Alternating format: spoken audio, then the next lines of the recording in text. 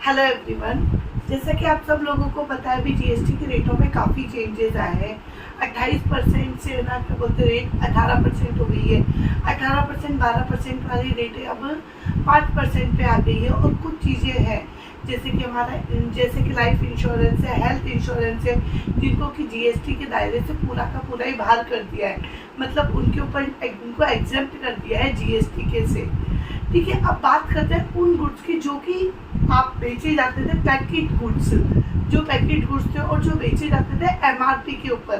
तो 22 सितंबर 2025 के बाद में क्या होगा, सारे वो जो गुड्स जो बच गए हैं, क्या वो रीलेबल होंगे? और रीलेबल होंगे तो कौन सी प्राइस पे होंगे?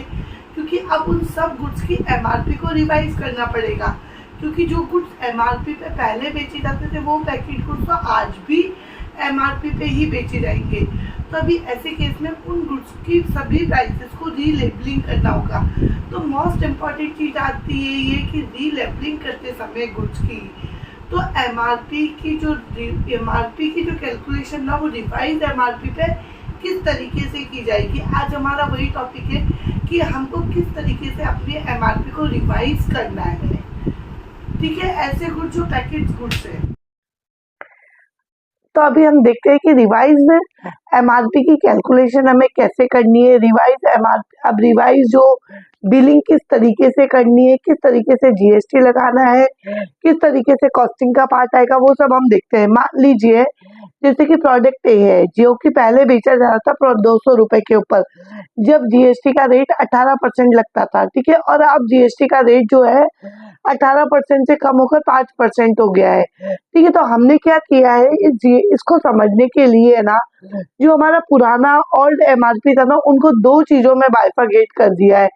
एक जगह निकाला है कॉस्ट पोर्शन, एक जगह निकाला है जीएसटी का पोर्शन। तो देखिए, आपको सिंपल सी ना कॉस्ट पोर्शन किस तरीके से निकालना है कि सपोज आपका जो प्रोडक्ट था वो 200 रुपए का था, और जो प्रोडक्ट 200 रुपए का था वो कॉस्ट प्लस जीएसटी इन्वॉल्व होकर था, उसमें हमेशा जीएसटी का वैल्यू इन्वॉल्व होता है। ठीक है, तो ये 118 के बराबर था। तो आपका कॉस्टिंग का पार्ट कितना आया, 169.49। इसमें 200 रुपए के कोई भी चीज जो कि 200 रुपए की एमआरपी पे बिक रही थी, उसके अंदर 169.49 कॉस्ट होती थी उस प्रोडक्ट की, और 30 रुपए 51 पैसा जीएसटी का पोर्शन लगता था।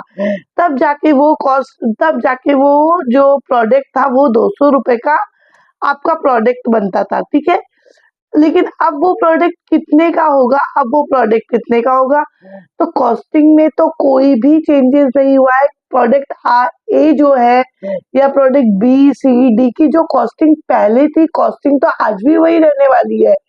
आज चेंजेस क्या हुआ है, 22 सितंबर 2025 के बाद में क्या चेंज हुआ है, जीएसटी में चेंज हुआ है।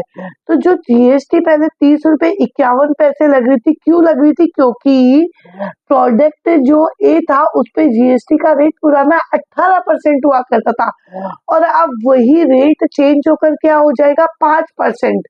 तो अब अगर हम देखें तो हमारा जो कॉस्टिंग है उस पे अब हमें कितना परसेंट देना पड़ेगा, सिर्फ 5% जीएसटी देनी पड़ेगी। मतलब अब हमें 30 रुपए 52 पैसे की जगह कितना रुपए देना पड़ेगा जीएसटी का, 8 रुपए 47 पैसे। तो अब हम किस तरीके से रिवाइज्ड बिलिंग करेंगे, मोस्ट इम्पोर्टेंट है कि बिलिंग करते समय हम क्या करेंगे, वहां पे हम कॉस्ट का जो पोर्शन लेंगे वो तो हम 169.49 जो हमारा पुराना होता था वही लेंगे, बट अब हम जो जीएसटी का पोर्शन ऐड करेंगे ना उसके अंदर, वो हम 8.47 करेंगे। तो हमारी जो न्यू कॉस्ट आएगी वो कितनी आएगी, वो आएगी हमारी 117.96, मतलब 178 का प्रोडक्ट। जो प्रोडक्ट पहले हमें 200 रुपए का मिल रहा था, वो प्रोडक्ट अब हमें को कितने का मिलेगा, 178 रुपए में मिलेगा। उसी तरीके से हम देखते हैं प्रोडक्ट बी को। प्रोडक्ट बी था जो कि पहले 180 में मिल रहा था, जिसमें जीएसटी का जो रेट लग रहा था वो पहले कितना था, 12% की रेट थी, बट अभी कितना है, उसपे 5% की रेट लग रही है। तो अगर मैं उसकी उसी तरीके से जैसे हमने प्रोडक्ट ए का निकाला है, कॉस्टिंग निकालेंगे सबसे पहले। ठीक है, तो इसकी कॉस्टिंग कितनी है, 112% ही है, और डिवाइड कर दे मल्टीप्लाई 100। तो इसमें कॉस्टिंग का पोर्शन कितना आ गया, 160.71 आपका कॉस्टिंग का पार्ट है। और 19.29 जीएसटी लग रही थी।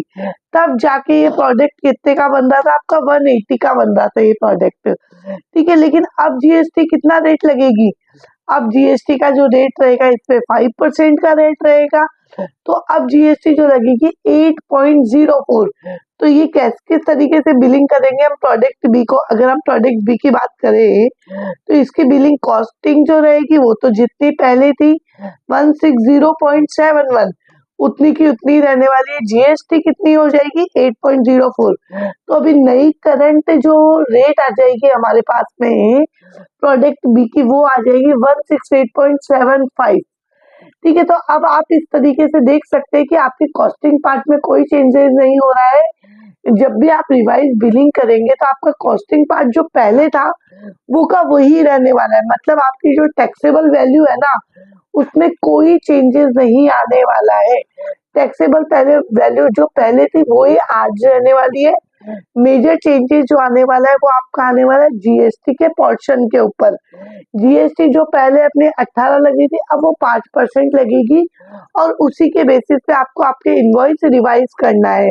फिर भी अगर आपको रिवाइज एमआरपी को लेकर कोई भी कंफ्यूजन है, कुछ भी चीज आपको पूछे तो प्लीज आप कमेंट बॉक्स में लिखिए, मैं उसका आंसर करूंगी। और अगर रहा तो उसके ऊपर अपन एक और नया वीडियो बनाएंगे ताकि इसको अपन अच्छे से समझ सकते हैं। Thank you so much for watching, और प्लीज अगर वीडियो पसंद आए तो उसको लाइक कर दीजिएगा, चैनल को सब्सक्राइब कर दीजिएगा।